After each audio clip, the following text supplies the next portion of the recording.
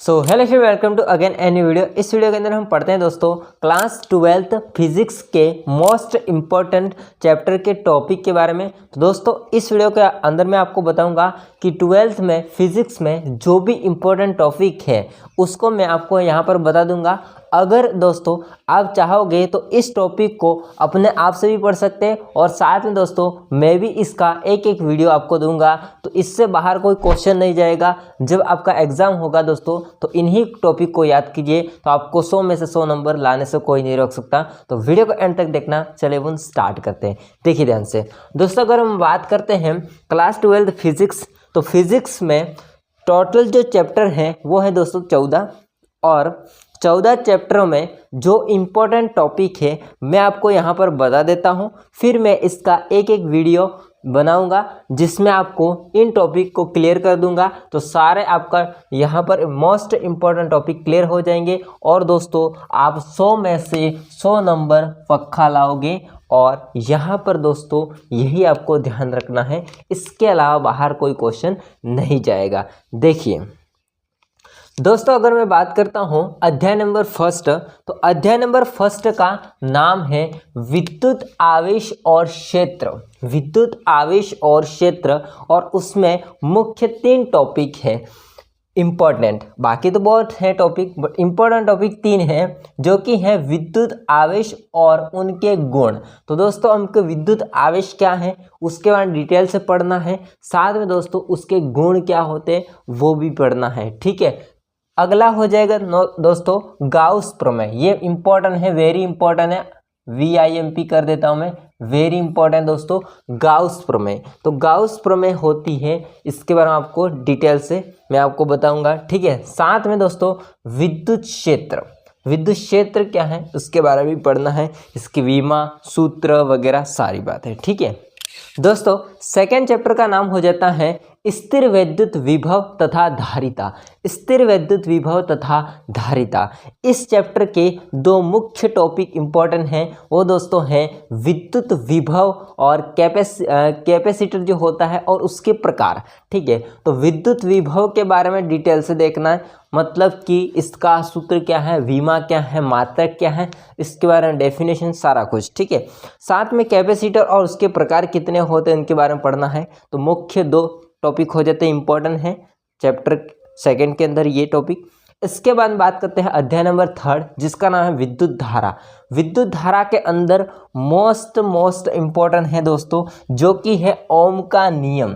तो most very important है दोस्तों, मोस्ट इम्पोर्टेंट टॉपिक है ओम का नियम।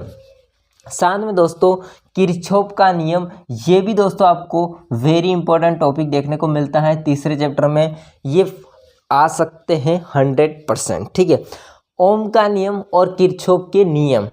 इसके बाद में दोस्तों हम बात करते हैं नेक्स्ट टॉपिक, जो कि है व्हिटस्टोन ब्रिज, व्हिटस्टोन सेतु, और साथ में पोटेशियोमीटर। ये दोस्तों टॉपिक हैं जो कि अध्याय नंबर 3 के अंदर। नेक्स्ट हम बात करते हैं अध्याय 4 की। अध्याय 4 में इसका नाम हो जाएगा अध्याय 4 का गतिमान आवेश और चुंबकत्व, और इसके अंदर 2 मुख्य टॉपिक इंपॉर्टेंट हैं, जो कि है दोस्तों चुंबकीय क्षेत्र और चुंबकीय बल। चुंबकीय क्षेत्र के बारे में डिटेल से देखना है और चुंबकीय बल के बारे में डिटेल से देखना है। ठीक है, अध्याय नंबर 5 हो जाएगा जिसका नाम है चुंबकत्व और पदार्थ, और इस चैप्टर का जो इम्पोर्टेंट टॉपिक है वो है दोस्तों चुंबकीय गुण, जिसके अंदर हमको डाईमैग्नेटिक, पैरामैग्नेटिक, फेरोमैग्नेटिक, उनके बारे में हमको पढ़ना है, प्रतिचुंबकीय, अनुचुंबकीय, लोह चुंबकीय, उनके बारे में। ठीक है, साथ में दोस्तों पृथ्वी का चुंबकीय क्षेत्र, हालांकि ये टॉपिक इसमें मिलता है तो ठीक है, नहीं मिलता है तो इसमें देखेंगे। ठीक है, तो दोस्तों पृथ्वी का चुंबकीय क्षेत्र ये टॉपिक इंपॉर्टेंट हो जाता है। नेक्स्ट हो जाएगा दोस्तों अध्याय 6। अध्याय 6 का नाम हो जाएगा विद्युत चुंबकीय प्रेरण, और विद्युत चुंबकीय प्रेरण के दोस्तों 2 मुख्य टॉपिक हैं, और वो दोस्तों बहुत इंपॉर्टेंट हैं, जो कि है फैराडे का नियम। यहाँ पर फैराडे के नियम में फैराडे का प्रथम नियम, फैराडे का द्वितीय नियम वगैरह आ जाएगा, तो फैराडे के 2 नियम। इसके बाद लेज का नियम, ये भी इंपॉर्टेंट है दोस्तों, तो वेरी इंपॉर्टेंट कर देता हूँ मैं इसको, आई बात समझ में। तो लेज का नियम अध्याय नंबर 6 में।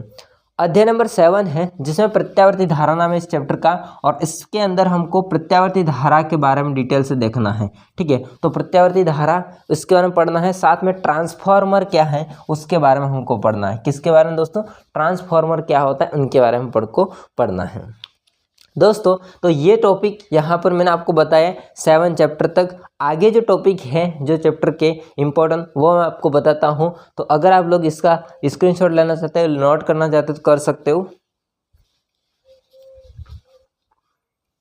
दोस्तों आगे देखिए, आगे है 8वां चैप्टर। 8वें चैप्टर का नाम है विद्युत चुंबकीय तरंगे, और विद्युत चुंबकीय तरंगे नामक चैप्टर में 2 मुख्य टॉपिक इंपॉर्टेंट हैं। वो है दोस्तों विद्युत चुंबकीय तरंगों के गुण और साथ में स्पेक्ट्रम और उनके उपयोग। कौन कौन से? विद्युत चुंबकीय तरंगे के गुण और साथ में दोस्तों स्पेक्ट्रम होते हैं, साथ में उनके उपयोग। ठीक है, इसके बाद में 9वें चैप्टर की बात करता हूँ। तो 9वें चैप्टर का नाम है किरण प्रकाशिकी और प्रकाशीय गुण। किरण प्रकाशिकी और प्रकाशीय गुण, और इसका जो भी इम्पोर्टेंट टॉपिक है वो है परावर्तन और अपवर्तन। अब परावर्तन और अपवर्तन तक ही आपको सीमित नहीं रहना है, उसमें भी जो घटनाएं हो रही है परावर्तन के कारण से, अपवर्तन के कारण से, वो भी आपको समझनी पड़ेगी उसके अंदर डिटेल से। ठीक है, साथ में दोस्तों है लेंस व दर्पण के सूत्र, और लेंस और दर्पण के सूत्र ही नहीं याद करने, लेंस और दर्पण के सूत्र कैसे निकलते हैं वो भी आपको डेरिवेशन बताना होगा अगर बड़ा क्वेश्चन बनता है तो। आई बात समझे? नेक्स्ट बात करते हैं 10वां चैप्टर। 10वें चैप्टर का नाम है तरंग प्रकाशिकी, और तरंग प्रकाशिकी के अंदर 2 टॉपिक इंपॉर्टेंट हैं, जो कि है यंग का 2 छिद्र प्रयोग और साथ में विवर्तन और ध्रुवण। ये ध्रुवण लिखा है, तो यंग का 2 छिद्र प्रयोग है, उसके बारे में आपको याद रखना है। ठीक है, और साथ में विवर्तन और ध्रुवण क्या होते हैं उसके बारे में डिटेल से देखना है। ठीक है दोस्तों, नेक्स्ट चैप्टर का नाम है, अध्याय का नाम है विकिरण और पदार्थ की दोहरी प्रकृति। विकिरण और पदार्थ की दोहरी प्रकृति। तो पदार्थ की दोहरी प्रकृति या विकिरण नामक चैप्टर में, जो कि 11वां चैप्टर है दोस्तों, और इसके अंदर मैं बात करूंगा तो इम्पोर्टेंट टॉपिक है प्रकाश विद्युत प्रभाव, और साथ में आइंस्टाइन का प्रकाश विद्युत समीकरण है जिसमें विकिरण की ऊर्जा क्वांटम, इसके बारे में डिटेल से देखना है। मतलब ये टॉपिक हालांकि प्रकाश विद्युत प्रभाव के अंदर ही आता है। आई बात समझे? तो प्रकाश विद्युत प्रभाव के बारे में डिटेल्स आपको देखना है। अध्याय नंबर 12 जिसका नाम है परमाणु, और परमाणु के अंदर आपको मुख्य जो टॉपिक इंपॉर्टेंट मिलता है दोस्तों वो होता है बोहर का परमाणु मॉडल।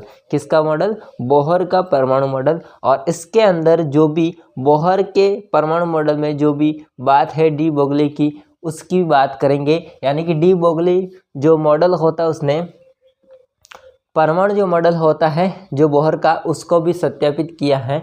उसके अनुसार इसके बारे में डिटेल से देखना है। अध्याय 13 है जिसका नाम है नाभिक, और नाभिक के अंदर आपको देखना है दोस्तों रेडियो एक्टिविटी।